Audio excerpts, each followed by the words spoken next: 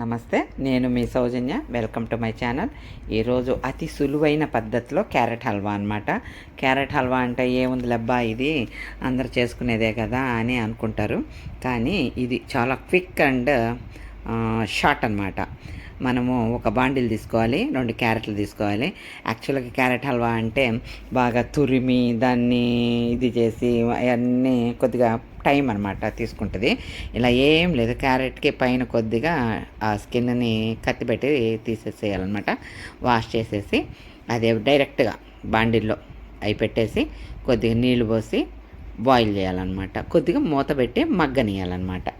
ఎక్కువ నీళ్ళు పోయకూడదు, కొద్దిగా క్యారెట్ మునిగేటట్టుగా కూడా కాదు, లైట్గా అనమాట. ఒక అర గ్లాస్ పోసాను అనమాట. 2 క్యారెట్లు చేస్తుంది నేను, అందుకని చెప్పేసి ఇక నీళ్ళు పోసి దాన్ని మూత పెట్టేసేయాలన్నమాట. మూత పెట్టేస్తే మనకి ఒక 10 మినిట్స్కి అట్లా మధ్యలో అప్పుడప్పుడు వెళ్ళి మనం చూసుకుంటూ ఉండాలి. క్యారెట్ బాగా మగ్గిపోవాలన్నమాట. మగ్గిపోతే మనం దీన్ని పప్పు గుత్తితోటి స్మాష్ చేయాలి. స్మాష్ చేసేసి దాంట్లో పాలు పోయాలన్నమాట. అప్పుడప్పుడు ఉడికిందా లేదా అని కత్తి పెట్టేసి అలా గుచ్చి చూడాలి. ఇది ఇంకా కొద్దిగా పచ్చి ఉందన్నమాట, అందుకని చెప్పేసి నేను ఇంకొద్దిసేపు పెడుతున్నాను. నీళ్ళు అవ్వలేదు ఇంకా అక్కడ.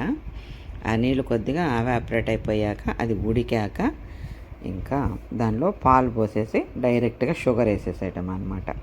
ఇంక తురమటాలు అవి ఏమి లేకుండా డైరెక్ట్గా క్యారెట్ హల్వా. ఇది కొద్దిగా బాగుంటుంది, ఎందుకంటే మనం తురిమితే అవి కొద్దిగా పొడవుగా తగులుతూ ఉంటాయి. ఇది తగలదనమాట, మంచి జ్యూసీగా మెత్తగా చాలా బాగుంటుంది క్యారెట్. ఇది ఉడకబెట్టింది కూడా వస్తుంది కదా, దీంతోపాటు డైరెక్ట్గా అది పప్పు గుత్తితోటి కొద్దిగా స్మాష్ చేసేసి మిల్క్ డైరెక్ట్గా పోసేస్తున్నాను.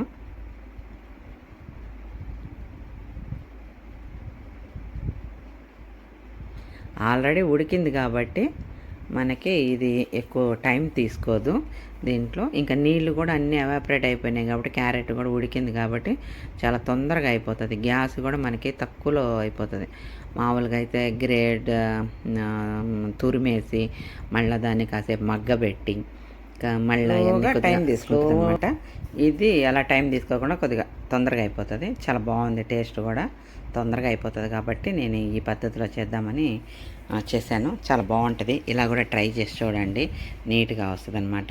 ఇప్పుడు పాలు పోసేసాక మళ్ళీ కొద్దిగా సేపు ఆగేసి దాన్ని మళ్ళీ కొద్దిగా స్మాష్ చేయాలన్నమాట. చేస్తే ఇక మెత్తగా వచ్చేస్తుంది, చాలా నీట్గా ఉంటుంది.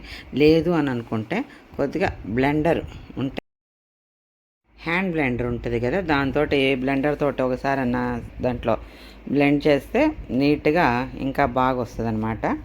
అక్కడక్కడ కొద్దిగా ఉడికిన ఈ పీసులు అవి ఉండకుండా నీట్గా ఉంటుంది.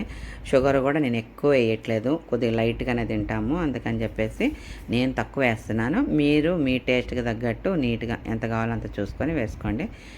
షుగర్ మాత్రం అది లిమిట్ అంటూ ఏమి ఉండదు, వేసుకోవచ్చు. ఇలా కాసేపు ఉంచేస్తే అదే దగ్గర పడిపోయిద్ది, చక్కగా ఉంటుంది. ఇప్పుడు దీనిలో నెయ్యి వేయించి జీడిపప్పులు కిస్మిస్ అవన్నీ వేసుకోవచ్చు. కానీ నేను కొద్దిగా అవన్నీ ఏం వేయకుండా ఓన్లీ మిల్క్, అక్కడక్కడ కోవాలాగా చాలా బాగా వస్తుంది. ఇది అంతా అయిపోయాక డైరెక్ట్గా ఇలాగ ఉంటేనే బాగుంటుంది అని చెప్పేసి నేను ఇలాగే చేశాను. ఇది కొద్దిగా సెమీ లిక్విడ్గా ఉంది. ఇక్కడ కావాలంటే ఇక్కడ ఆపుకోవచ్చు మీరు, కానీ ఇలా ఆపితే కొద్దిగా మెత్తగా ఉంటుంది. నాకు అంత ఇంట్రెస్ట్ ఉండదు ఇలా తినటం.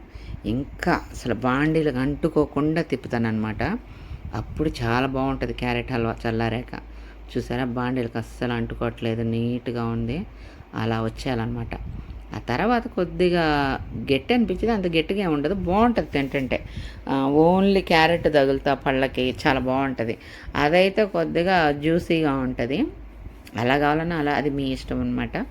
కొద్దిగా చూసుకొని చేసుకోవాలి. నాకు ఇలా ఇష్టము, అందుకని చెప్పేసి నేను ఇలా చేస్తున్నాను అనమాట. చాలా బాగుంటుంది ఇలా తింటుంటే కూడా. కొద్దిగా కూల్ చేసుకొని ఫ్రిడ్జ్లో పెట్టుకొని తింటుంటే అది మహా